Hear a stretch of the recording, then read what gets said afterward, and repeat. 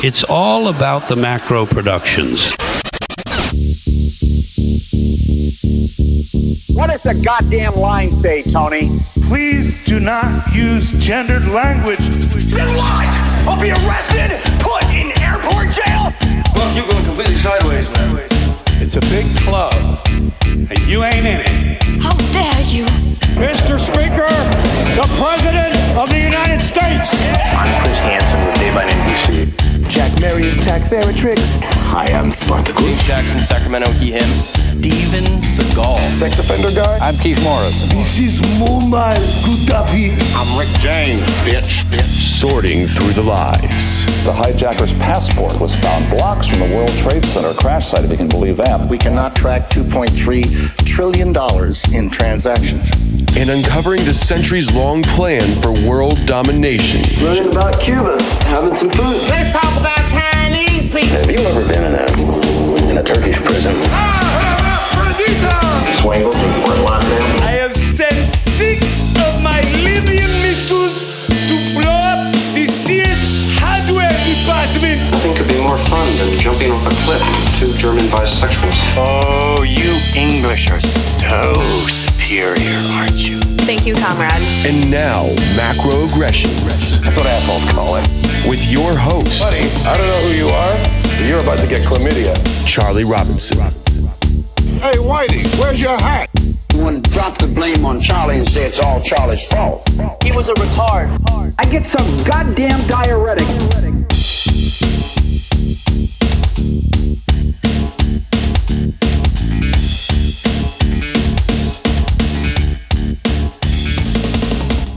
Welcome to Macroaggressions. I'm your host, Charlie Robinson. If you're watching us on Rumble and .video, now back on YouTube, or you're listening wherever podcasts are served, thanks a million. We appreciate your amazing and continued support over the years. Macroaggressions.io is the place to go and find out everything that we're working on. Sign up for the Activist Post newsletter. It's great. You can you'll get one on Wednesday and Sunday. It's a fantastic way for me to keep in touch with you guys and give you all the news that you need to find. It's available activistpost.com, naturalblaze.com. Go check it out. Thank God we have sponsors that are actually making products that do what they're supposed to do. Chemical Free Body has been with this show since the beginning. They're booming now. They're growing like crazy. They should. They're making supplements that work. They're making vitamins that do what they're supposed to do. You know, the things that you spend your money on that you hope are actually going to work, and then you get disappointed. Well, guess what? They actually make Green 85, the Detox Bundle. You can get that. I'm on the Super Soldier formula now. Tim sent me some of that. So that's Pat Militich's formula.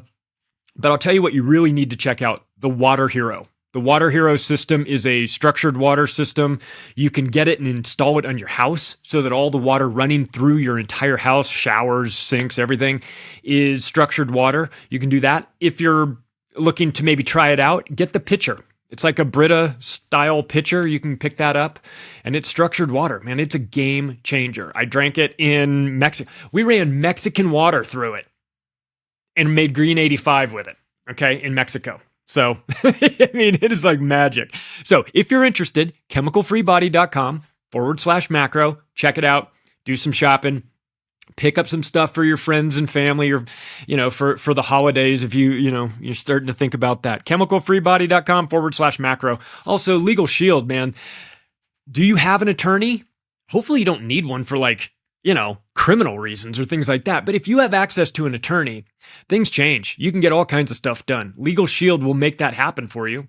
$1 a day, $30 a month. It's like the best money you'll ever spend.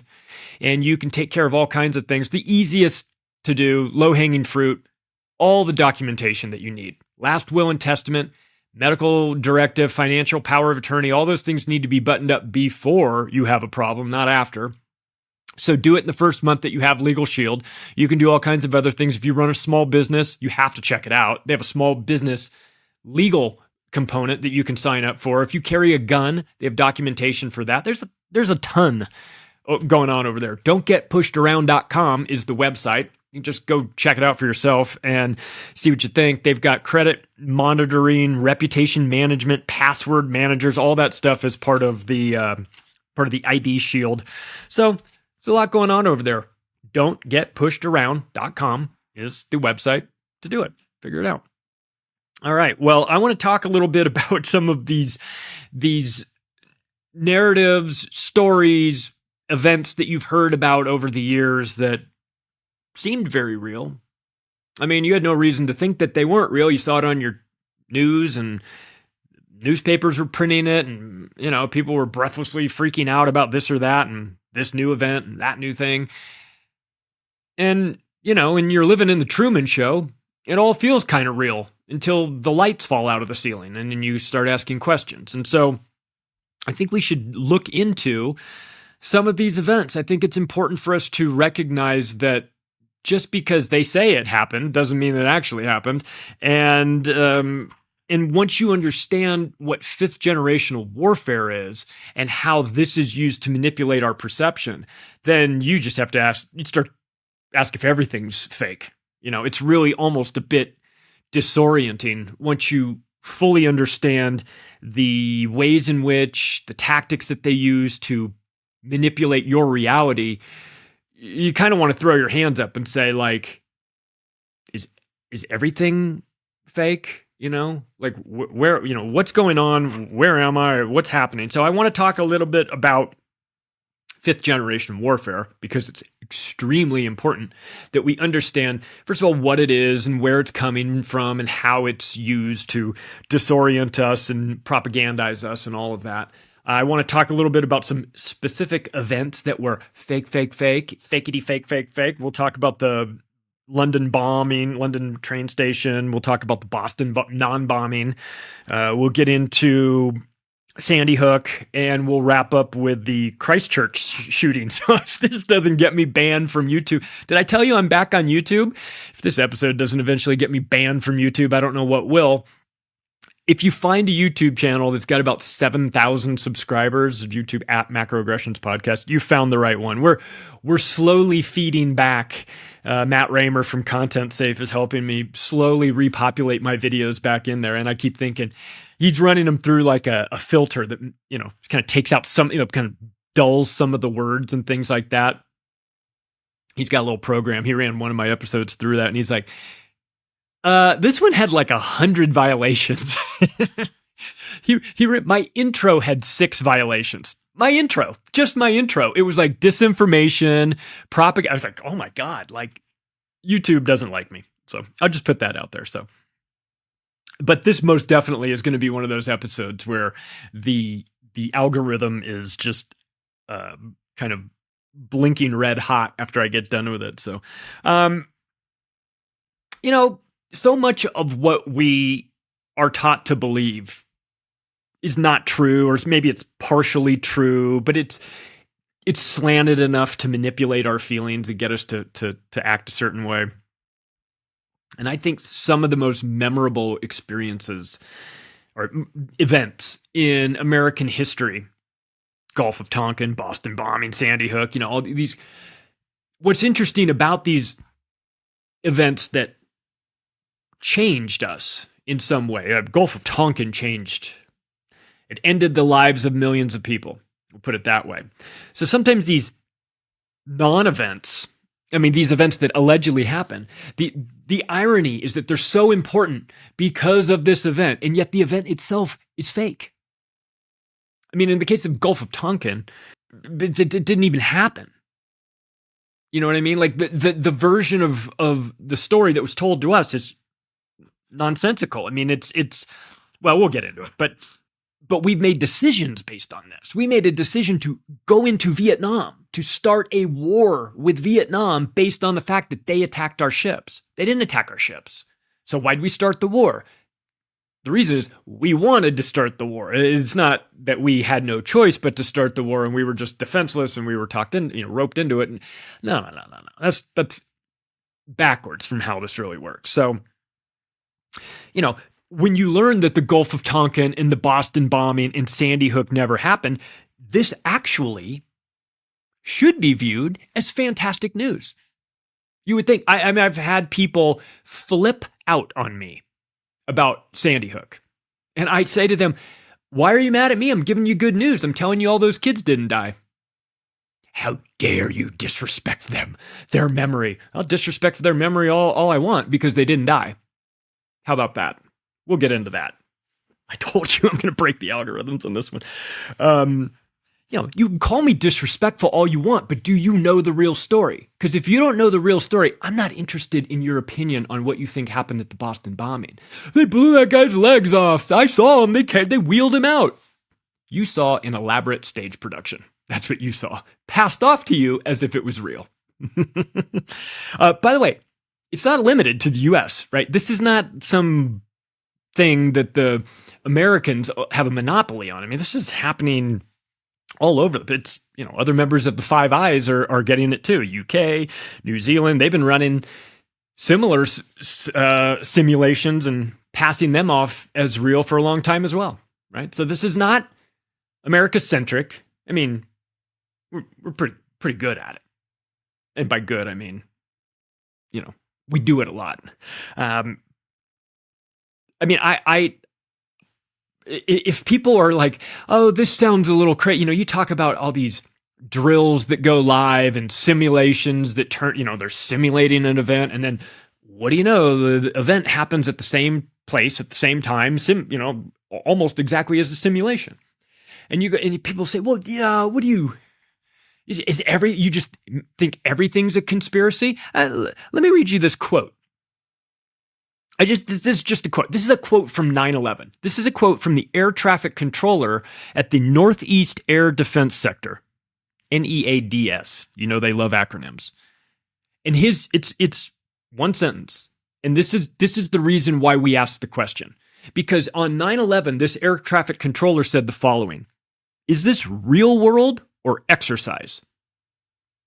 Okay, you need to ask that question for every single one of these events. Is this real world or exercise? Because just because it's on the news and just because some animatronic news presenter told you that was what happened, that doesn't make it true.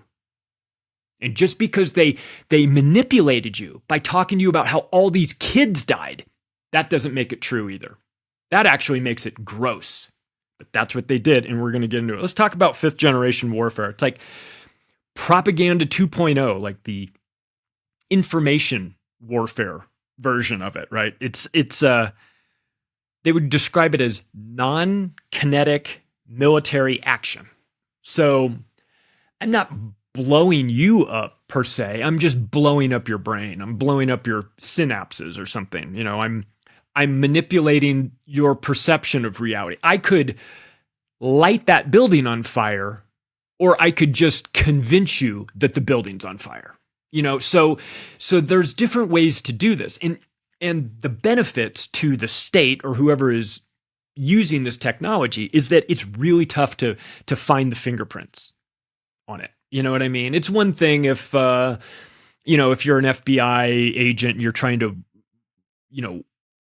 whip up some low IQ retard on Reddit into building a bomb and things like that. Yeah, you can show the evidence that guy was manipulating him and was working. You can find the emails, you can find maybe the bomb making devices and all that stuff.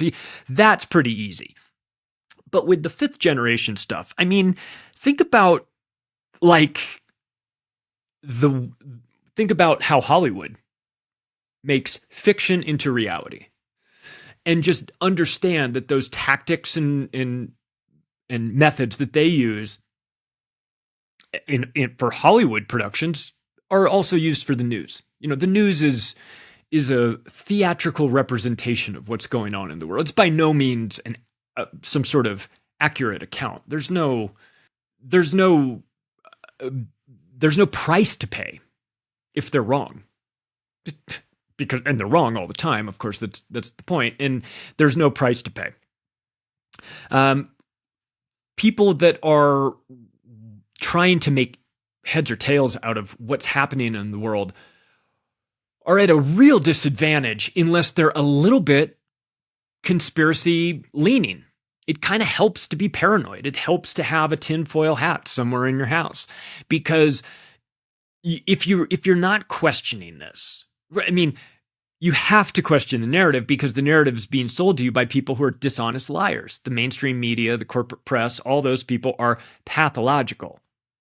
So, and they've been busted lying to you plenty of times. So if you're not running what the media tells you through your internal bullshit detector, then that's on you.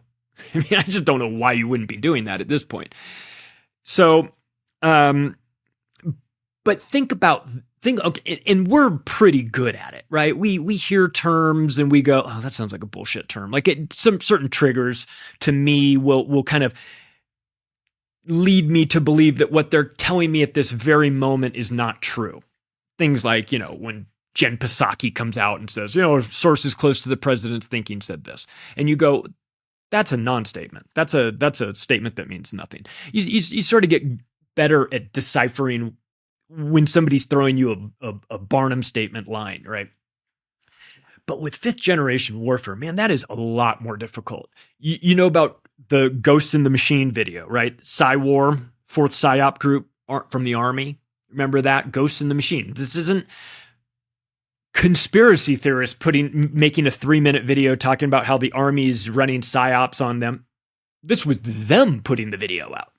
It's not us speculating and saying, I think these guys are up to no good. And it's their website is at the last frame of the video. So, I mean, it's not meant to be secret. It's meant for them, part of the PSYOP. Now the PSYOP is that that there are PSYOPs going. It's one thing if you're blissfully unaware that any of this is potentially possible, right? You just wake up one day and things are happening. But if you have an idea that this is happening, like we do, I think you'll be better off. I think you'll be better at spotting it. You'll recognize the terminology, the words. If you don't think that we're currently living through some kind of Truman Show existence, then what do you have to say about Jolani, the Al-Qaeda guy who had a $10 million bounty on his head by the American government? And now is taking pictures in a suit and tie in the Oval Office with Donald Trump. That guy was chopping heads for Al-Qaeda, aka America, and he was allegedly wanted. We got to go get those Al-Qaeda bad guys. We just have to get them immediately. What do you want to do once you get them? Well, we want to pay them. We want to give them money. We want to give them some more arms and weapons and tell them what the plan is and say, you didn't get this from us. You're the bad guys. Remember? Wink, wink. And that's fifth generation warfare. What about, there's social engineering as a component of this, cyber attacks, misinformation, disinformation, the media coming out and screaming at you and me about our misinformation and disinformation. Of course, that is just peak irony that the media is accusing us of being loose with the facts. Interesting. One really, I think, I mentioned that it's hard to find fingerprints on this. It's like in some cases, there's no measurable damage that you do to somebody. If you're driving somebody crazy, it's kind of, like showing up at their door, driving by their house, sending pizzas to them. You're not hurting them physically. You're just making them nuts.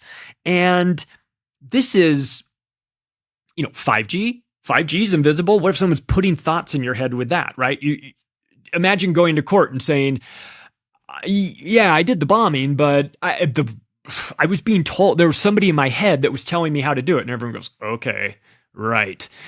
But, voice to skull technology is a thing. That's been around for a while. 5G exists. There are ways, invisible ways, that they can manipulate you. I've got a book called Project Camellia. It's fantastic.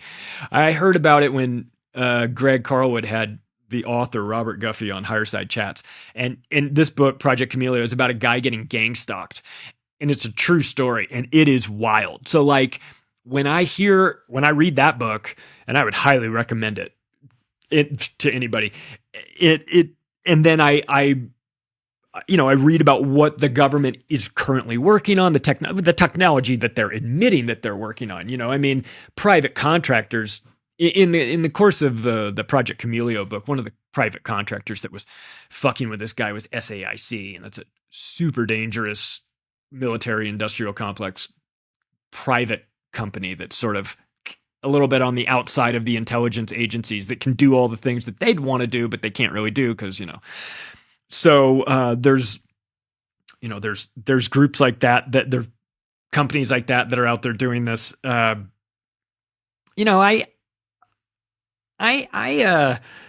wonder now about the direction that this sort of manipulation can take with the emergence of artificial intelligence. I mean, that's obviously the next direction that this is going. We're getting retail versions of this. If you're somebody that's in a role inside an intelligence agency or one of these military contractors, my assumption is that the technology they have is far exceeds what we are currently getting at the retail level. So maybe a case can be made that they've had this for a long time and have been monkeying with people, not just individually. I don't mean like necessarily gang stalking. I mean like lying to the entire society on whole. Like vaccines are safe and effective and shit like that. That is social engineering. That is 5th generation warfare as well. When you get guys that just stand up there in front of the camera, look you in the eyes and say, we've run all the tests on this and this vaccine is safe. I'm telling you it's safe. We've run the test. It's safe. When somebody lies to you, blatantly lies to you like that, gaslighting, right? We have a term for it. And there's a variety of ways in which people can think that they're speaking their mind, or they could be of the belief that their information is getting out there, and yet maybe it doesn't. We have freedom of speech in America, but not freedom of reach. I'm a bit suspicious as to why I got my YouTube channel. A lot of us got them back. I know what you guys did before. I know why I didn't have it for 4 years, because I was early on COVID. Can't have that, right? I was screaming about vaccines in 2020, 2021, and all those times. And then next thing you know, it goes away. Am I suspicious that my channel's back? Yeah. Do I think that I have freedom of speech? Absolutely not. Nope. And do I think that my video will be boosted and served up to all of my subscribers? Nope. I don't think that either. I think we have been given our channels back to give us the illusion that we're actually going to be able to reach people and that things have changed. But I don't think things have actually changed. I will tell you that you can now find it back on YouTube, but I wouldn't build on that. I'm filling that channel up with my videos because I can, because I should. But I'm not going to tell everybody, always go to YouTube and find me. I'll definitely be there. That's not true. I'll tell you to sign up for the Activist Post newsletter. That is the best way. That's what everybody told me when I hosted that panel at Anarchapulco. They all said, everybody needs to sign up for, if you like somebody, if there's like a content creator out there that you like, I'm on like a bunch of newsletters, so I get all this stuff. But sign up for their newsletter, because if they get kicked off of someplace and then like you just don't see them anymore, and 6 months later you're like, oh, whatever happened to James Corbett? That's right, I used to watch him on YouTube all the time. What do you just give it up? Buy a farm and give up all this stuff? No, he's been doing it just elsewhere that YouTube blocked it. So again, this is part of it. It's part of the warfare, technological warfare. They can clamp down on the things that you say, although it's going to get weird and it's probably going to get worse. I wonder, through the use of this new technological warfare, like you could, I think that they could probably use some form of mind warfare on, to get riots to go hot, protests, things like that. You got a bunch of people out there on the streets, they're sort of out there protesting already. You hit them with a particle beam that sends them into a tizzy, gets everybody all freaked out and angry. It's like taking a jar of red ants and black ants and just shaking it up. And I feel like this is what they do. The government's tech partners in Silicon Valley are rewriting history, essentially, with this suppressing the truth on social media, on search algos, obviously YouTube, website takedowns, all this stuff. These are the sorts of things that we've had to endure over the couple of years, because we're talking about things that are actually, viable and matter. and narrative busters too. It's hard to sell the vaccine story when you've got everybody showing you stats, so you have to make sure that those people don't have a voice. Or, the best thing to do, if you're YouTube, the best thing for them to do is to allow us to believe that we have a voice, and yet they silence it on the back end. I wonder, let's take it to this level, like the use of electromagnetic functions and technology to alter the population. Mind control on a mass scale. I'm talking like they live mind control. Like it's beaming the message from, I don't know, from the moon. You know what I mean? Like I think in in some of the movies, it's like, it's the message is coming from the moon. Like, but I in all seriousness though, you don't need to beam the message from the moon. I'm being kind of facetious with that, but like you can beam it down from a Reaper drone that's circling an ICE riot, protest, whatever. And then you can take it from a protest to a riot pretty quickly by manipulating people's brainwaves. And if you don't think all the people down there marching at that protest can have their brains manipulated, hell, they get their brains manipulated daily, right? We all do. Let's be honest. Let's talk a little bit about some of these events that never happened. I mentioned the Gulf of Tonkin. Let's get into that. This was a huge deal. If your uncle came back from Vietnam all screwed up or didn't come back at all, this fake event should be paramount to you, because the USS Maddox, which is a naval destroyer, was attacked, and I use the air quotes on that, August 2nd, 1964 and August 4th, 1964. 2 attacks. Most people don't know about the 2 attacks. 2 incidents. 1 real, 1 fake, according to declassified NSA documents.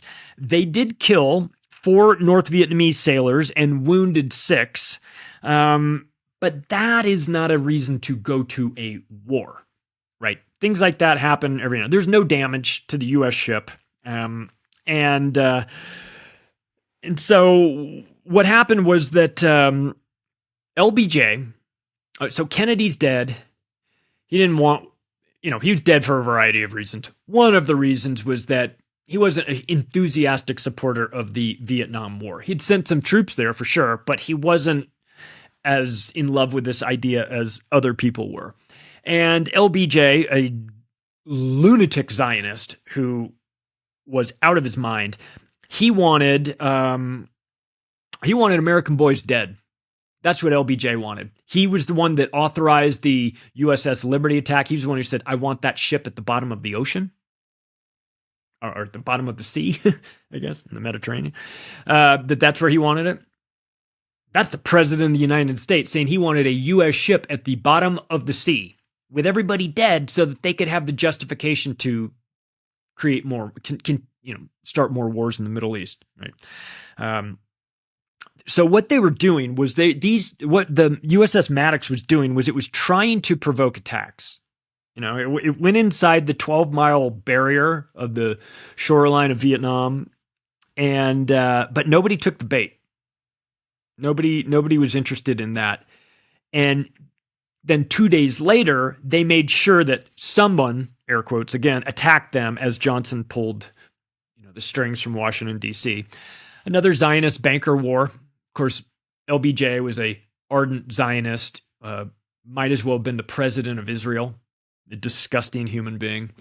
And we started the Vietnam War on a lie, on attacks on a ship that didn't happen. Well, what did happen was that there was a boat out there that kind of eventually kind of got near the ship, and we lit it up and then said it attacked us, but it didn't. So, just a made up story. And then all those 56,000 plus U.S. servicemen who came home in body bags, a lot of times in those body bags, the CIA was packing them with heroin as well. So you can just, if you're not disgusted enough already by the Vietnam War, just understand that they used their bodies as mules to smuggle drugs back into the U.S. Yeah, that's the U.S. military for you at the highest levels. Of course, not the guys on the ground. They wouldn't do that, but the people at the highest levels. Grade A bullshit. Let's talk about London. It's not limited to Vietnam or the U.S. On July 7th, 2005, the 7/7 bombing, the London train station and bus bombing. I have some interesting components to this story. Would you like to know? Did you know that there was a counterterrorism drill taking place in London on the morning of July 7th, 2005? Did you know that? There was. You want to take a wild guess what this simulation was simulating? Oh, I'll tell you. They were simulating a bombing at several tube stations. And wouldn't you know it, it turned out to be the same exact stations that they were running simulations on were the same stations that up and blew up. Isn't that crazy? What a wild coincidence that is. That you were running a It'd be like if you ran a simulation that your grocery store blew up, and then you went to the grocery store. Then on the morning that you were running the simulation of the grocery store blowing up, while everyone was in the parking lot eating donuts and waiting for it to start, the grocery store just blew up. Right? This is the level of coincidence that you would need to understand the 7/7 bombing, and it gets way worse.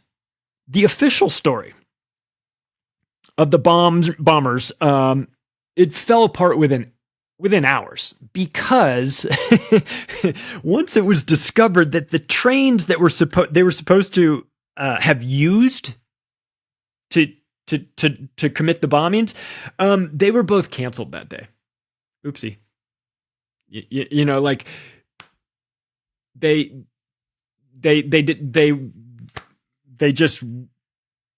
canceled them. Right? So I don't know where we're going with this. You said that the bombing happened in these trains, but those trains were canceled. So what are we talking about here?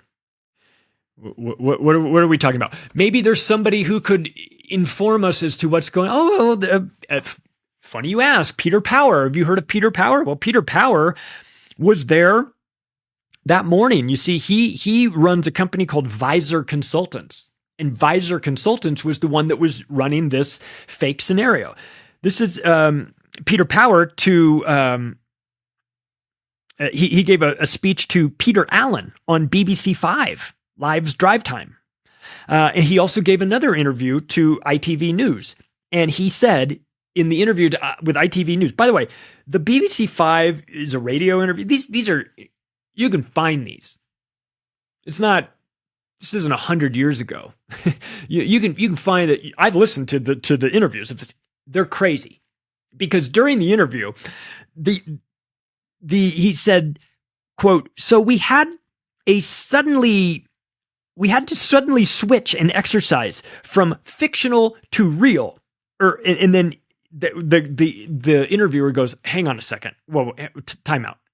You're telling me that you were simulating a bombing at a tube station, and while you were in the process of simulating a bombing in the tube station, a bombing happened in that same tube station?" And his response, quote, almost precisely.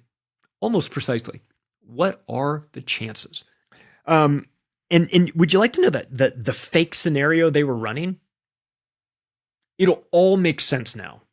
It maybe didn't ring a bell in 2007, but now ask yourself, take a look at this again. The simulation that they were running with the tube station bombings and all that stuff was a fake terrorism attack against Jewish businesses and banks. Out to get Jewish businesses and banks, are you? Really? You're simulating that. Interesting. Very interesting. Always the victim. Always the victim. Even in fake scenarios, always the victim. Everybody's always getting you. In real life, though, they're involved. We know who this is. Okay. We know who's behind this. If you're running a fake simulation about Jewish businesses and banks being targeted by dirty, disgusting Muslim bombers, and you're running that fake scenario, you know who's behind it? Not Muslims. Not Muslims. I'll give you a Kanye West answer. I'm not going to tell you the race of the people that were behind it. They were Jewish. When he does that interview, it's so funny. They were Jewish. Right. So it's like we're simulating an event that where they're targeting all us poor Jews. It's like, who's behind it? The Jews. Let's be honest, Tim. All right. We can dance around this issue if we want, but this was blamed on Muslims for a reason, right? To justify Iraq and keep the global war on terror going. This was 2007, right? This was still when hating Muslims was a hot thing. Let's move on to the Boston bombing. Speaking of more Muslims, let's move on to the totally staged, 100% fake, nobody died except maybe of embarrassment Boston bombing, blamed on Muslims again. Isn't it interesting that the so-called bomber, the younger of the two brothers, the bomber, wound up on the cover of Rolling Stone?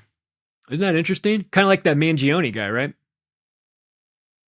Totally normal to put domestic terrorist bombers on the cover of Rolling Stone. That's normal. Remember his first album when it came out? What a banger it was. Oh, wait. Why are you putting guys like this on the... It's an op. Jan Winter should know that. He, the founder of Rolling Stone, you've seen him on Joe Rogan embarrassing himself over and over again. Fucking Rolling Stone, man. Maybe there was a time when you guys... I mean, it used to be the thing. If you could get on the cover of Rolling Stone, that was like pretty fucking awesome. But those days, I think, are gone. It's just a propaganda outfit now. Do you know a little bit about the Boston bombing?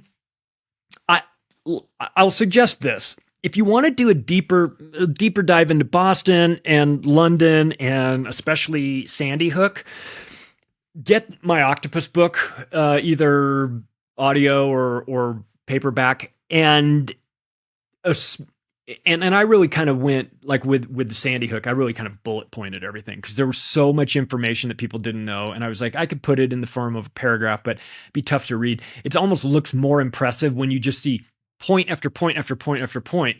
In my Sandy Hooks, it was like 5 pages of bullet points. It's just like all this stuff that you never knew. And you read through that and you go, oh my God, like, oh, it's totally fake. Right. But with the Boston bombing, did you know that the Boston Globe was tweeting out things they put 2 tweets out, both at 12:53 p.m. The first tweet said, breaking news. Police will have controlled explosion on 600 block of Boylston Street. And then a few seconds later, also at 12:53, quote, officials, there will be a controlled explosion opposite the library within 1 minute as part of bomb squad activities.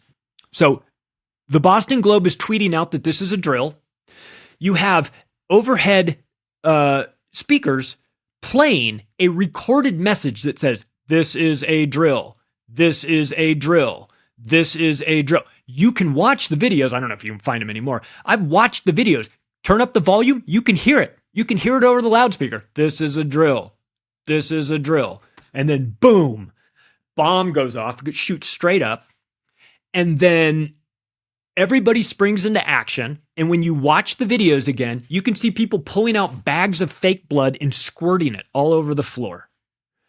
You can see the crisis actors spring into action. You can see Carlos Arredondo out there with his cowboy hat and pretending to be part of the whole thing. Was a performance.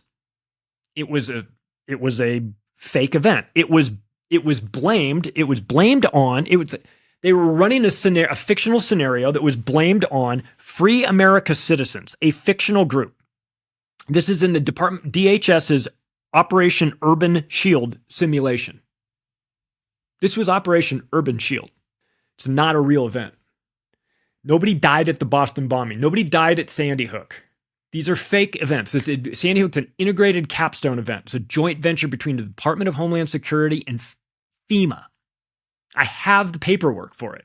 I'm not speculating. I'm not saying I think it is. I'm telling you with 100% certainty, they're both fake. Nobody died. Thank God. But before, they were going to run Operation Urban Shield. But before they could run this simulation 2 months early, the real thing happened. Isn't that crazy? They were in this Urban Shield. There were backpacks that were left around town. That was the MO of Operation Urban Shield. Backpacks left around town. And then when the Boston bombing goes off, they said, this backpack blew up. Here's a picture of the backpack that blew up. There's a picture of it. And they said, see, these guys were wearing backpacks. And then they show you the picture of the guy, of the two brothers wearing backpacks. See, case closed. Except the backpacks they had on weren't the same backpacks. And the backpack that blew up didn't kill anybody because it's not a real explosive. And you have a simulation, Operation Urban Shield, which simulated people going around town leaving backpacks. Yeah. This was the Boston police to the Boston Globe. Quote, the real thing happened before we could execute. Just crazy timing, huh? Crisis actors all over the place. Limbless, legless crisis actors. Jeff Bauman, a.k.a. Nick Vogt. What about Chris Kyle? What about him? You remember Chris Kyle? You remember him? The violence does solve problems. Kraft International, private contractor. You remember Chris Kyle? American Sniper. Kraft International was running that. Chris Kyle wound up dead a couple months after that. Killed in a freak shooting accident at a gun range with a crazy person who just decided to, take him out. Chris Kyle claimed some wild shit about murdering people in 2009 at a gas station in self-defense. Did you hear about that? He was sued by Jesse Ventura in the Baja. I sued him and I won. Jesse sued him. Chris Kyle was a fucking fraud, a gigantic fraud. And his company was involved in this. Monica Perez and I did a show called The Boston Non-Bombing. You can go into it. But this is what I'm talking about. Not a real event, right? And so we're living in a post-truth world, clearly. And, once you start to, these narratives are presented to us and they're very interesting. And I remember watching the Boston situation happen live. And I remember the aftermath of that was very weird. And then the APCs rolling down the street outside of Boston and people looking at them. The cops are yelling, go back in your house and all this stuff. And you go, this is an incompatible response for this. This feels like something else. The reason why it felt like something else was because it was something else. It wasn't, I was right. My intuition was right. This feels very backwards. Like this isn't what you do when that happens. And yet they were doing it, right? So, and of course, if you follow the story to the very end of the Boston bombing, where they start to do the stuff where they get the two brothers and then they go to Florida and grab the third guy, Ibrahim Todashev. You remember that? Have you heard about that story? Where they're interrogating this guy. Aaron McFarland is interrogating. He was a psychopathic cop who wound up getting fired. But the story was that they were interrogating this guy who's like a third member who was in Florida for some reason and was, I don't know, involved in the bombing, but not, I don't know. It never made any sense. But while they're interrogating him, he winds up dying. He didn't just like swallow his tongue and die. He was shot 7 times during the interrogation. And they said, what the fuck happened? He said, well, the cop's official story was, well, he came at me with a metal pole. And they go, oh my God, that's crazy. What kind of metal pole? I said, well, it wasn't really a metal pole. Well, what was it? Well, it was a sword. Holy shit, he came at you with a sword? What kind of sword? Well, it wasn't really a sword. Okay, well, what was it?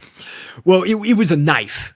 Oh, okay, well, where's the knife? Well, it wasn't really a knife that he had. It was more like a broomstick. So it went from a metal pole to a sword to a knife to a broomstick. And that's the cop's official story for why he killed the third guy. All right. Let's talk about Sandy Hook. You can check out my episode, Everyone Must Check In. $1.5 billion seems like a hell of a lot of money to pay for insulting somebody, right? Don't you think? Take a just an honest, remove your feelings about how Alex out of this. Just ask, does that seem reasonable to you? $1.5 billion fine for making some parents upset because you told them that you didn't believe their bullshit story about their kids? I don't believe their bullshit story about their kids either. I'm not inciting violence. I'm not saying that we need to get the torches and pitchforks and do something about it, because I know nothing will be done about it. But those people were lying about their kids. Every single one of them. Do you know that there's a FEMA drill called L-366, Planning for the Needs of Children in Disasters? Most people don't know about that. Luckily, I know about it, and it's extremely important in understanding Sandy Hook to know that there was a drill that was running at the same time in the same place, just like London. And what was it simulating? Oh, I don't know exactly what wound up happening before they could do it, before they could get there. So if you want to dust off FEMA drill L-366 and tell me that there's nothing there, I'm going to need you to show me, homie, because when you get a bunch of kids that are shot, now, let's just run you through a scenario. You don't have to be an expert in this. I certainly am not. Imagine a scenario where your school, the local school, there's a shooting. I can imagine that because the school not too far from me is Columbine. So there actually was a shooting there. But where you are, imagine a scenario that breaking news, school down the street, 20 kids shot. What would you want done? Again, you don't have to be an expert. What would you hope gets done? First thing I hope they get a bunch of ambulances there immediately. Get all those kids to the hospital so that they can save them. But since they're shot, and this is really important, I also hope that they send life flight emergency helicopters as well to grab those kids, just in case some of them can't wait to be driven across town. That's what I hope. Did we get any of that in Newtown? We didn't get a single helicopter. There were no trauma helicopters requested. Why? Why wouldn't you request a trauma helicopter to something like that? You could have saved those kids. You could have saved somebody's life, maybe. What's interesting is that they were all pronounced dead at the scene. Every single one of them. Nobody went to a hospital. Nobody got checked out there. The crazy coroner was on the scene. He was there, reprising his role from Cannonball Run, acting like a lunatic, laughing inappropriately. If you're unfamiliar with the performance of Dr. Wayne Carver, I'll just say that they didn't send their best and brightest to Sandy Hook. Between Gene Rosen, Robbie Parker, and Dr. Wayne Carver, not trying to give them suggestions, but when you are trying to pull off an event like this, one that is extremely important that you never get caught lying about this. Because if you get caught lying about Sandy Hook, nobody's going to believe you for anything ever again, right? Very important that this is believable. And then you go and bring Gene Rosen and Wayne Carver into this. Have you Robbie Parker? Robbie Parker would have been able to keep, had they not had the 5-second shot of him walking to the microphones, laughing, saying, "Are we ready to go?" With a little look, and then him centering himself, getting into character. "My name is Robbie Parker, and I'm one of the parents who lost a child today at Sandy Hook." No, you're not. You're a pathological liar. Nice picture of your daughters, your family with your daughters. We ran it through AI. The AI bullshit detector, it's a fake picture. The dead daughter, was added to the picture. It's a fake story. Of course it's a fake picture. Fake people. Fake city. Whole city of Newtown. I think Newtown is one of those deep state cities where just everybody there is kind of connected. Again, I think if you really want to deep dive on this, go check out my Everyone Must Check In episode. But for the record, I mean, with my real estate software, I looked into the free houses, and I saw them with my own eyes. And I'll tell you, I put it in the Octopus book. I've been in real estate for 25 years. Never had a closing on Christmas Day. Never had a closing on Christmas Day. Not because I'm a Christian or I'm into Christmas or anything like that. All the county offices are closed. You can't have a house record on Christmas Day for $0, and yet they did in 2009, 3 years before this event. There are a dozen houses in Newtown that closed for $0, which in and of itself doesn't mean anything. It could be just moving it from one ownership structure to another, like one LLC to another. The $0 doesn't ring a bell to me necessarily. It's not great, but it doesn't. Having a dozen houses close on the same day at $0, that's a problem. And having even one of them close on Christmas is an impossibility. Someone had to have been in the system to make that happen. There's no explanation for it other than that. So ambulances were not allowed close to the school. Very incompatible with reality if you have an actual school shooting. But portable toilets were. Portable toilets were ordered in advance, and they were there on site. When asked, Patricia Lorda, you can go through, I put the entire back and forth on trial in the Octopus book, the trial between who was asking her question. During the trial, they asked her she was a city planner, if she ordered the porta potties. She said she did not. When asked who did, she said Department of Homeland Security did. How would Department of Homeland Security know to order porta potties weeks before an event happened? How? Did they have did they know that something was coming? Did they have a wild, lucky guess, or did they make it happen? Social Security Administration's death master file shows that nobody died in Sandy Hook on December 14th, 2012. FBI's files show that there were no murders in Sandy Hook in the entire year of 2012. Not a single one. So if you have a problem with me, you take that up with the FBI. You ask the FBI why their stats showed 0 deaths, 0 murders. You just had 26 people killed. Lead investigator William Podgorski dies after a brief undisclosed illness 6 months later. He was the cop who was in charge of digging into Sandy Hook. No blood cleanup. There was no blood cleanup. They asked a company that was there for the cleanup. They said, "What'd you do with all the blood?" Their response, "What blood?" The reason why state police and Newtown police both had lunch inside the school on the day, while this was happening, was because there wasn't blood all over the place, because it wasn't a real murder scene. Because I will ask you this. If you were in the cafeteria and there's 20 dead kids all around, do you suddenly have a hankering for a Big Mac? Do you want to sit down there and have lunch with your cop friends in the middle of all the death and destruction and all the chaos? That seems incompatible with reality. There was a reporter who was fired by the New Haven Register for reporting on Sandy Hook. They ended up dead. But a lot of people got paid. A lot of people made money on Sandy Hook. Yeah.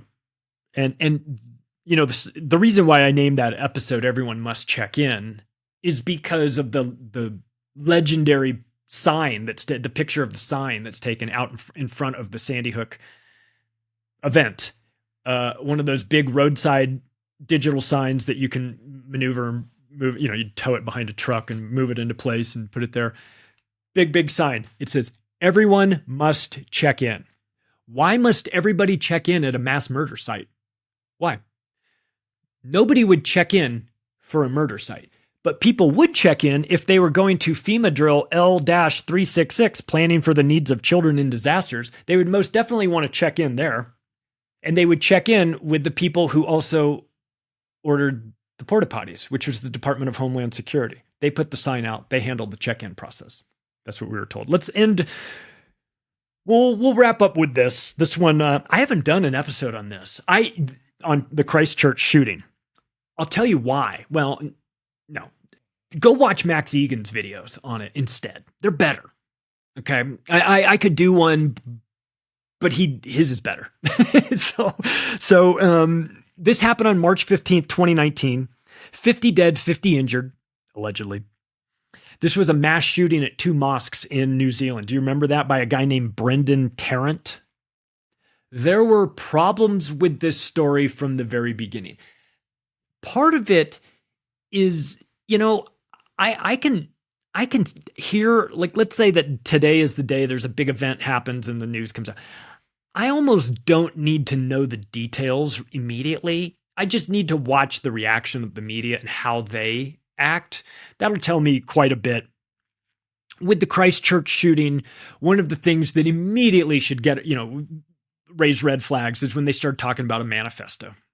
Just all these unhinged people ready to commit random acts of violence, losing their shit, can't keep it together, always have time to write a manifesto.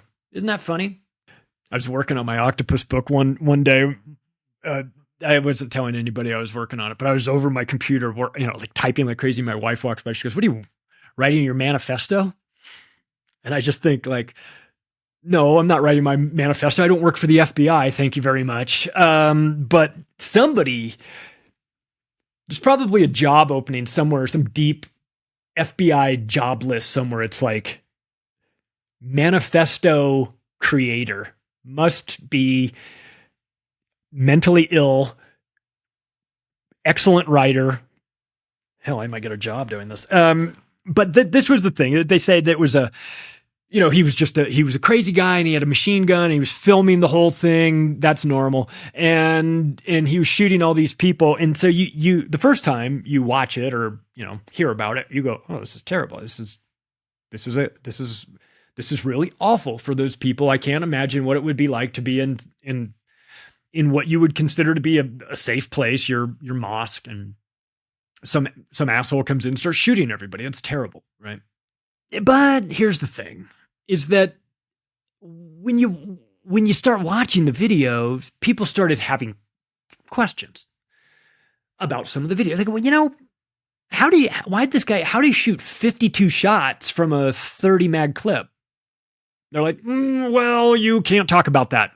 And you're like, okay, well then what about like the disappearing bullet casings and they're like kind of disappearing and then reappearing? And then it's like, "You can't watch the video anymore." It's like, okay, that is an unnatural response to a situation like this.